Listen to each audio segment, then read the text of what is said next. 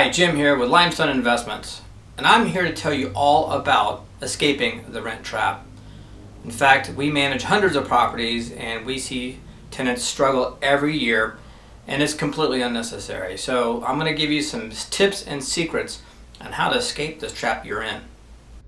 This picture is an elephant tied to a stick, and it's a classic example of a tenant in a rent trap. The tenant, or the elephant in this case, was tied to a much stronger post at an early age.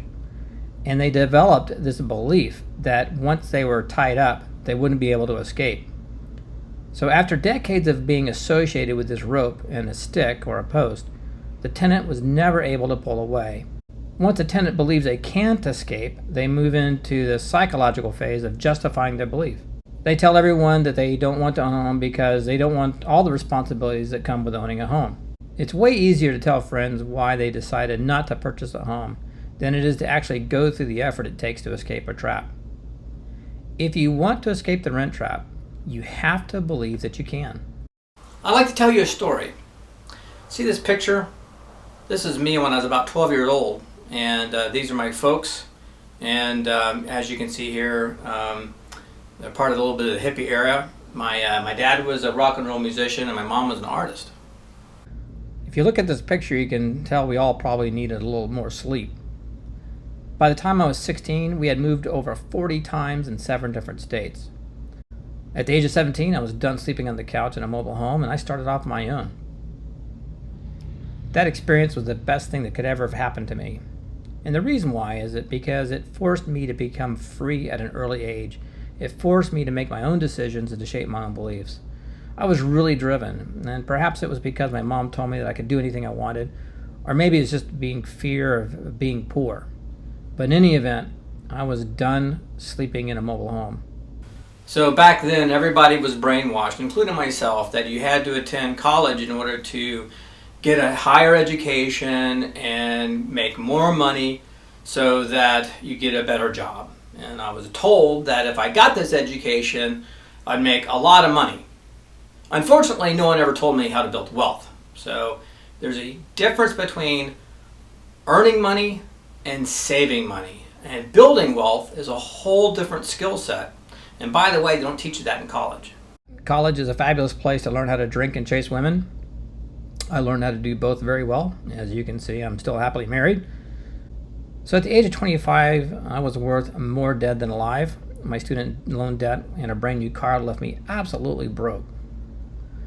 My wife and I were drowning in debt. I looked around and was surrounded by a lot of wealthy individuals, and something wasn't quite right. So, honestly, I couldn't figure it out. I looked around and I was looking at these people and looking at those people, and it was a mystery to me because these people weren't necessarily smarter than I was. And a lot of them had even more difficult upbringings than I had. It was a complete mystery to me on what it took to build wealth. I found there was no correlation between wealth and intelligence or how much money they started with. I had this epiphany. There must be a trick to becoming financially independent. I just had to know what the secret was. So I started reading a lot of books about how people became wealthy. And then here's a list of really good books that you might want to investigate on your path to becoming financially independent. So I learned at the ripe old age of 25 on the first steps in building wealth. And it turns out owning a home is the first step in building wealth. So my wife and I just did it. We hunkered down, we saved some money, we did everything someone told us to do to buy a home. And we just did it. After about a year, we bought the only thing we could afford in California. It was a 2-bed, 1-bath condo in a really rough neighborhood. We were so broke, we had to get a roommate to help pay the mortgage. And by the way, we also ran our first business out of this condo. And there were some nights we couldn't go to sleep until one of our employees finished working in our bedroom. I tell you, those were some rough times. So really the point of the story here is, even though my wife and I were drowning in debt, we believed that we could buy a home. And what I'm trying to emphasize here is that the first step in owning a home, you have to absolutely believe that you can.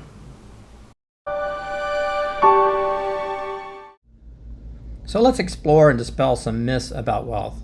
You see, owning a home is just one component of building wealth. Remember this guy, Michael Jackson? Yeah, that guy earned over $4 billion in his lifetime. Billion. At the time of his death, he was making $219,000 a day.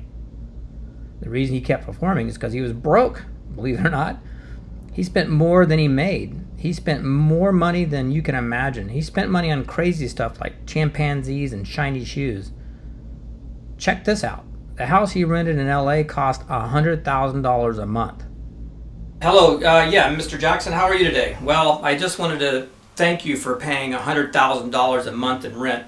Really appreciate it. Well, and there's inflation and the costs have gone up, so even though you're paying $100,000 a month in rent, it's going to go up a little bit.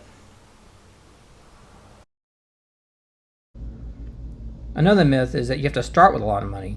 So here is a true story of one of my clients. I want to tell you a story about this guy. This guy grew up in the streets of Calcutta, probably the most difficult part of the world to live in and the most destitute. And despite all the extreme poverty, he managed to get a degree. Then he leveraged that degree to immigrate to Canada, where he put himself through school and got another degree in nuclear engineering. Yeah, the guy's pretty smart. After years of saving money, he contacted us in 2010 in search of some investment properties. In the last decade, his investments have soared, and the rents he receives is more than handsome. And by the way, he's absolutely the nicest guy you'll ever meet. He really is a nice guy. He volunteers to help others and has a great, fulfilling life with his family. So he's a classic example of someone who started with absolutely nothing and built a small fortune in real estate. True story, one of my clients. Building wealth, owning your first home is all about how much money you save. This is super important and the first step in building wealth. And it's not necessarily a function of how much money you have in your pocket right now.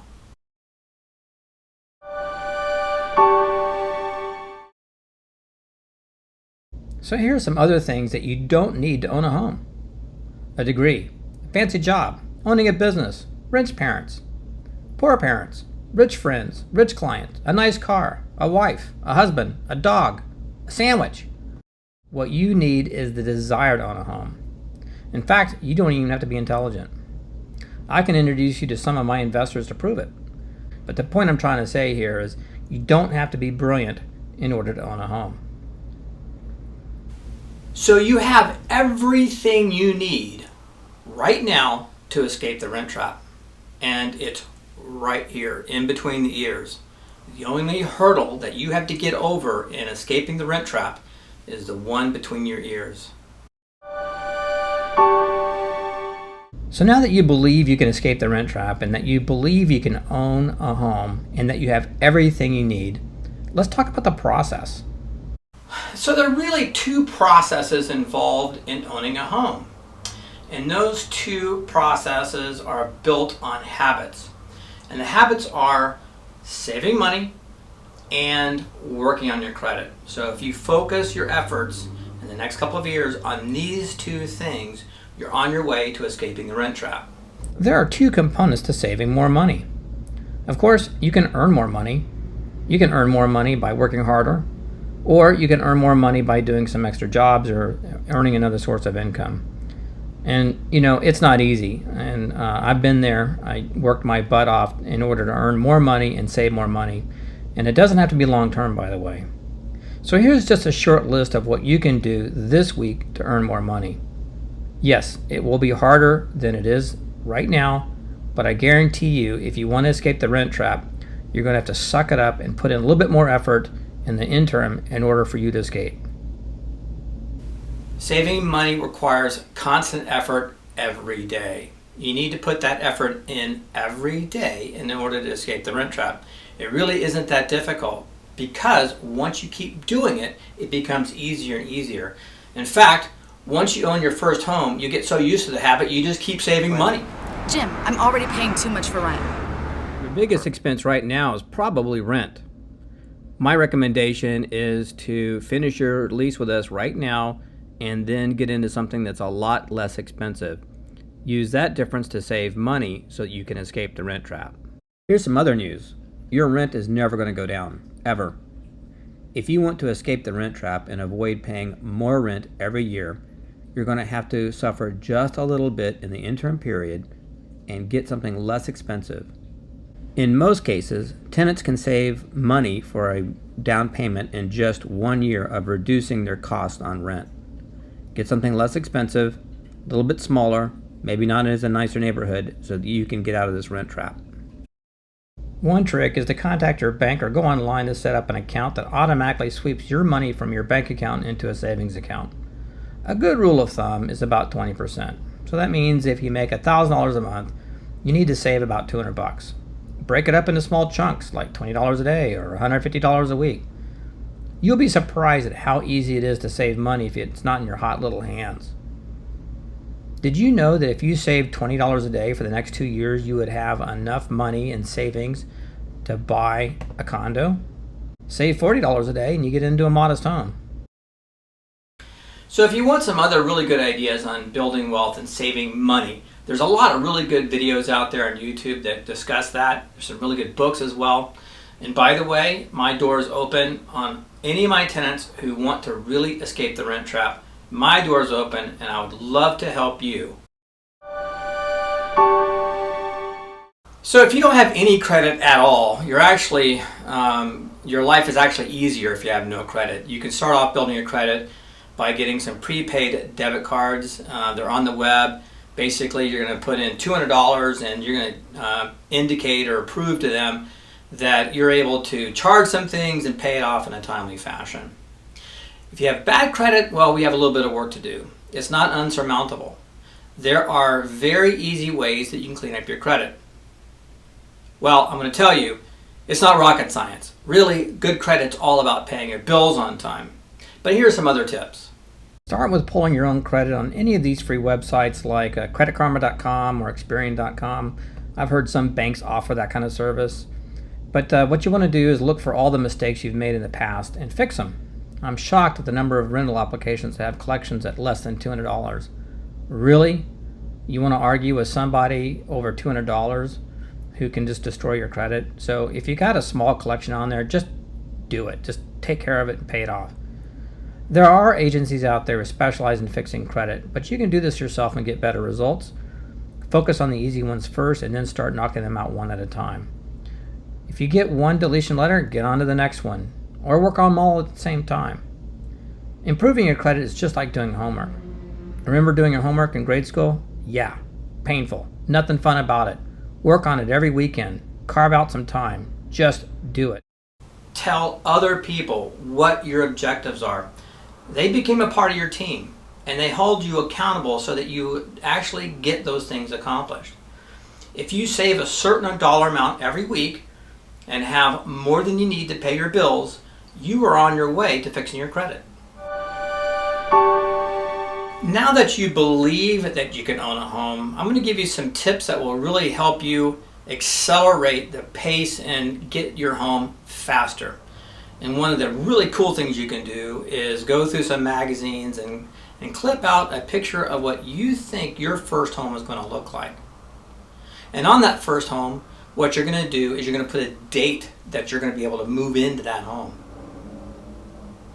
Then you're going to decide or define how much money it's going to cost and how much money you need to save. And then once you have it all cut out and written down, you're going to put it on your mirror. And put it on that mirror so that you and your significant other sees it every day. What's amazing is if you do this, your chances of actually owning your own home go up dramatically. Now I do want to cover some frequent mistakes that a lot of our tenants make when they try to own a home. And these mistakes are so common, I felt that it was important to put this in the video because I would love for you to avoid making these mistakes. Mistake number 1, pursuing the dream home. Nope, not going to happen. Let it go.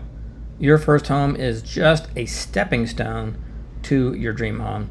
And it might take 2 or 3 homes to get to your dream home. But your first home is really just a launch pad for your next home. And if you're really smart, that first home becomes your rental or passive income later. You'll be calling us 5 years from now to help you find a dream tenant for your home who pays rent on time and takes care of the property. You want to have us get someone just like you. In order to escape the rent trap, you're going to have to lower your standards just a little bit initially. This means you're going to have to work harder to save more money, or you're going to have to scrimp to save more money. In any event, you're going to have to adjust your lifestyle. And by the way, your first home is not going to be as nice as the one you're currently renting. Mistake number 3 is giving up too early. Like I said before, if buying a home were easy, everybody would do it. It's just like losing weight. Trim people exercise every day and eat healthy foods. So here's the good news. You don't have to be trim in order to own a home. In fact, I would say a lot of my investors aren't very trim. So don't worry about that. Mistake number 4 is afraid of asking for help. You don't need to feel embarrassed to ask for help. Don't stress about what other people think about what you do or don't know about owning a home. It takes a little bit of effort, and it also takes help to buy a home. So don't be afraid to ask for it. If you want more assistance on escaping the rent trap, please, please, please contact us. We are here to help you. One of the reasons why we're so successful is because we help other people become successful. The reason why investors come to us to help manage their properties because they trust us with their property. You can trust us to help you get a home. We win as much as you do. We would love to help you find a home. If you want personal help and coaching and escaping the rent trap, seriously, call me, call one of my agents. We're here to help you. We want to help you escape the rent trap.